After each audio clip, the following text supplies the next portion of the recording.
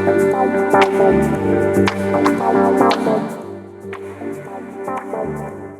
everyone, my name is Jared Miller and I'm the ministry lead here at The Creek, and yesterday I did this. Well, not really me so much. I ended up doing a lot of supervising, but we made a studio. The last month has been pretty quiet here at The Creek. We haven't really posted any videos in a couple weeks, and I'll try to circle back to content in a couple minutes, but there have actually been some pretty exciting things that have been happening here. I wanted to share this story with you today. See, I've always enjoyed the starting process. Starting captures my imagination. It's, to me, a glamorous process of simply staring into the ether of ideas and pulling something new into the fringes of being. Starting is creativity that's cranked up to 11. It is an act of sheer will to take something from 0 to 1. Starting is the conquest of infinity itself, and to me, a pale reflection of the single greatest act in history, creation ex nihilo, something out of nothing. Some of my best success in ministry has been starting something. Revitalizing the youth ministry at the church I was called to in Calgary, building a neighborhood childcare program, leading work toward greater reconciliation with Indigenous and Aboriginal neighbors, on and on. I spent the first 4 years here in Calgary starting really just a bunch of new programs under the umbrella of family ministry. But the shadow side of all that starting is that at the end of the day, it really manages to feed my habits as a consumer. When you start, there's always something that you have to buy. There's always somewhere to go. There's always stuff to consume and something to learn.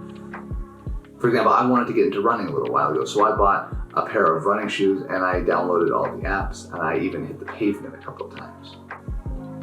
But now there's a whole drawer in my desk that is a testament to the hobbies and the habits that I started in some long abandoned once upon a time.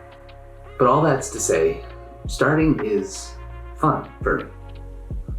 But when COVID happened, and it finally dawned on me that we were gonna have to pivot pretty radically, pretty hard, I started learning how to shoot and make and edit videos. This was a practice as new and novel as the season we were in. And as COVID dragged on though, I found myself being finally asked to report what it was that The Creek was up to during a pandemic, and I didn't have much of an answer. We couldn't gather, and I didn't have really any plan for doing so anyway. And so as my team and I reflected on the dumpster fire that is 2020, we started to discern a call to pivot. Now, I've told this story here on the channel before, so I'm not going to rehash it, but the more we dug into this pivot, the more we realized it was a pivot, that this was the beginnings of a new way of understanding ministry. So I started putting together a proposal to bring to the elders board of my church called a session, and the governing body of my denomination called a presbytery. This plan was a way of envisioning a new kind of ministry. First, I shared it with my team, mostly, or at least half expecting them to not really be up for something most of them had never really seen before, let alone been part of. Then I shared it with my boss, who surprisingly encouraged me to dig into this. I shared it with coaches who helped me dig even deeper and reflect on it. And finally, a little while ago, I shared it with the presbytery. If I'm being honest, I was dreading this part of the process most of all. When you're in a room with that many degrees and that many doctorates, the natural question is going to be, are they thinking about something that I haven't thought of yet? Are they going to ask me questions I'm not ready for? Because as much as I love the act of starting something, the act of finishing something ramps up my anxiety. Those running shoes I bought, I've worn them twice. Those hobbies I started, I haven't thought about them in months. The books I took out from the library are still sitting unread on my shelf because finishing has been an albatross for me for a long, long time. For a full year, my master's thesis sat undefended because I couldn't bring myself to finish the very last set of corrections and edits that I had prior to defense. And truth be told, I might not have ever gotten around to it if I hadn't met and fallen in love with my wife, who, God bless her, has never found a loose thread that she couldn't tie up. See, for me, where starting is about creativity, And infinity finishing is about grit and today and tomorrow.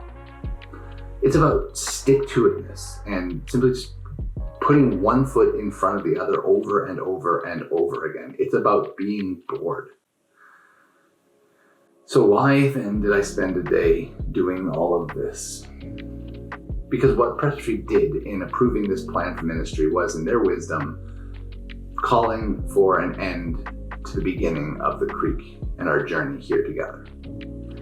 They pushed me out of my comfort zone, and they asked me to build something new here.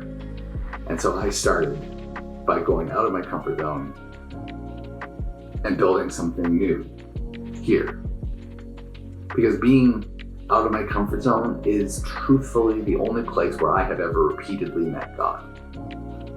To me, this room is more than just a room. It's more than just a functional studio place to record and make video content. This room is an icon. It's a visible picture of an invisible commitment. The paint on the walls, the camera here in front of me, the decent lighting around me are, to me, real world reminders that this work is not just a pivot. This is now my full-time job. So I want to thank you for listening, because as we move into this season of winter, as we move into this next season of COVID and hopefully begin to move out of this season of COVID, we're finding ourselves in a new normal, a new normal, a new normal. I want to know, do you have a story of meeting God when you were out of your comfort zone? If you do, I'll be down in the comments below. I would love for you to hear it with me. I'd love for you to share it if you are comfortable doing that. And as always, I hope that you'll support this channel by liking or subscribing if you haven't done so already, or by simply sharing this video with someone that you think it might resonate with. For now, take care of yourselves and take care of each other. And we'll talk to you soon. All the best. Cheers.